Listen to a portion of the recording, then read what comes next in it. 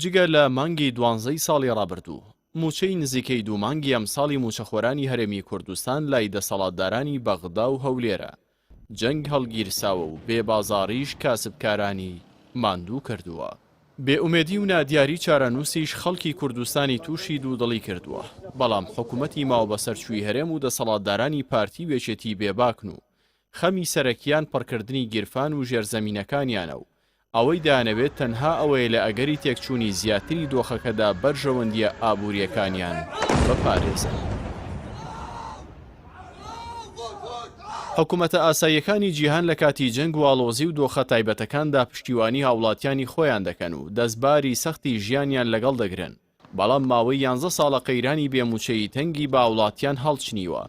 گەرژی و جەنگەکانی ناوچەکەش هێندەی دیکەباری قەیرانەکانی لەسەرشانی هاوڵاتیان بە گشتی و موچەخۆران قوڕس کردووە. بەڵام حکوومەتەکەی پارتی وێچێتی پێچەوانەی هەموو دنیا دەستە و دامان ماون و لە بری هاوکاریکردنی خەڵک ناتوانن ئاسۆی لێڵی موچەی موچەخۆرانی ڕوون بکەنەوە و دەستە و ئەژنۆ وەکو موچەخۆران چاوەڕێی کۆبوونەوەی دادگای فیدراڵین. قەوارەی زایۆنی پەلاماری ئێرانی داوە و چەندین فەرماندەی سەربازی و زانای ئەتۆمی کوشتووە. ئێران موشک و درۆنەکانی گیاندووەتە قوڵایی قەوارەکە. ئەمریکا سەرەڕای پشتیوانی دارایی و جەنگی خەریکە خۆی لە مەیدانی جەنگ تێوە دەگلێنێت.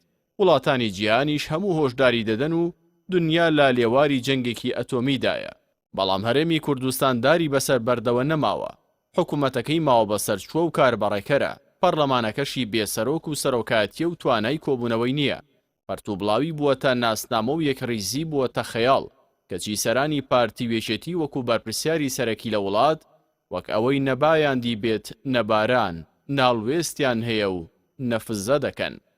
بێڵوێستی سەرکردایەتی پارتی وێچێتی بەرامبەر قەیرانەکانی ناوخۆ و دەرەوە و نەبوونی موچە و بێبازاڕی ئەوە دەسەلمێنێت حکوومەت و حکومڕانی لە هەرێمی کوردستان هیچ کاریگەریەکیان نەماوە و کوردەواری وتەنی ئاشی نەزانە و خوا خۆی دەیگێڕێت.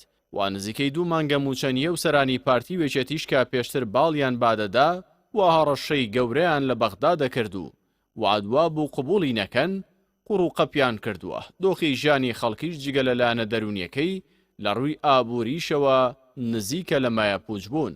ئەم شێوەی ڕفتاری کە لەگەڵ موچە لەگەڵ ملەتی کورد دەکرێت لەگەڵ خەڵکی کوردستان دەکرێت لە مەودۆ وەکو مانگەکانی پێشوو کردویانە بە هیچ شێوەی قبوڵی قبول نییە.